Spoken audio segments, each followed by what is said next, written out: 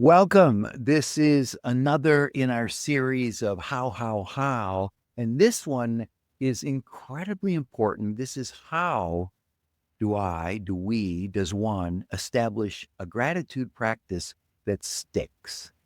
Connie?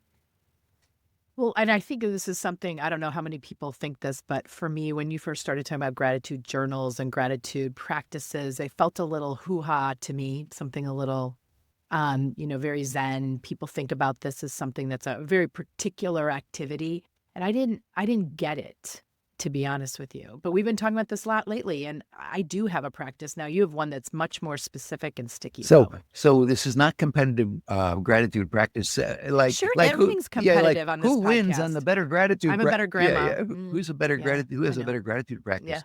The yeah. research on gratitude is unbelievably profound. Any kind of gratitude practice is effective. Let me repeat that. Mhm. Any kind of That's regular true. gratitude practice is effective. Unbelievably so. We're not Mhm. going to go into all the research on why and how it's so effective, but do something. It took me Do something. years to figure out how I could do a regular gratitude practice that I could stick with and do. And what I do is every morning I write Mhm. 3 things I'm grateful for every single morning. And I'm able to do it because it's easy. It takes me about a minute. I often repeat because I write the date and I repeat oftentimes because I Mhm. look at what I write, some of the similar things, but they don't have to be a big deal. It's just the regularity of it changes our brain and gets us to Mhm. think about that which we have, not that which we don't have. And we were talking before Right. this podcast, and you were saying, well, your gratitude practice is better. And I said, no. Well, tell me what yours is and tell the listeners what your Well, yeah, gratitude I mean, practice I is. said I don't have one, right? And I think that's what was interesting is I don't because it felt like an assignment, something I needed to do even though I knew it was good for me. But in reality, what I've learned is for me to start my morning off the right way is really important. We've talked about that with our children. When my kids were little, I would never want them to go out the door to school in an argument or disagreeing because I felt it set them up for failure. So you think I would have taught that myself that for my own self. So what I've started doing, and I started doing it almost accidentally, but I started to appreciate my surroundings so much and realizing that if I took that cup of coffee and sat somewhere quiet, looking out the window, enjoying or appreciating what I have, that's my version of gratitude. And to start the morning out just saying, you know what? I'm up, I'm awake, things are good. That's gratitude. Yes. So So you're right. I have a you practice. do, and you do it I'm very regularly. proud. So to our listeners who are thinking, well, how do I start a gratitude? Do it anything that is easy that you can do on a regular basis. Well, what do you mean by easy? Just what Connie said. Takes her cup of coffee and just thinks quietly about that which she is Mhm. grateful for. For me, I write 3 things down. How come only three? How come not more? Why don't you do it at Mhm. the end of the day? A lot of people say you should write it in a journal.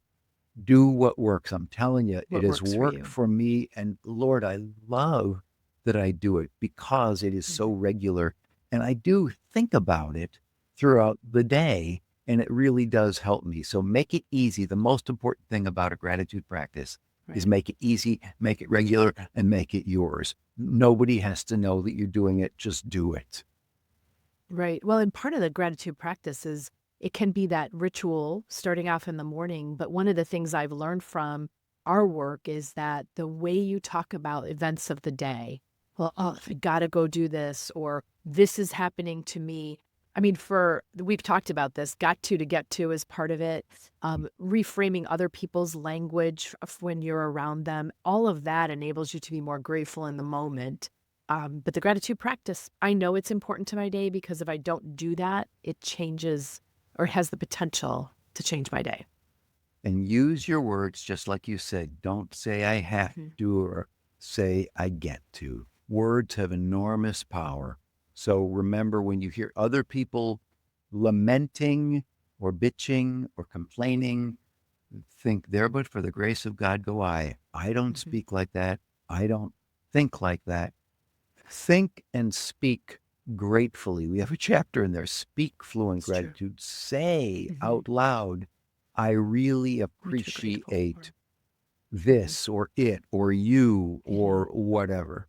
So I appreciate the You know, fact that we Carrie, get to do this. we do get to do this. And will you share also the additional, because you added something to your gratitude practice in the morning. It's not just about the 3 things you're grateful for. Well, I always write 3 things I'm grateful for. I read one chapter of Be the Sun and think about how I want to apply that for myself that day. And I send out a note to a bunch of friends and colleagues, and I write 3 little goals. 3 little goals. Yeah. You know, just 3. Don't you have more things to do? Yes, but if I can do those 3, I did some good.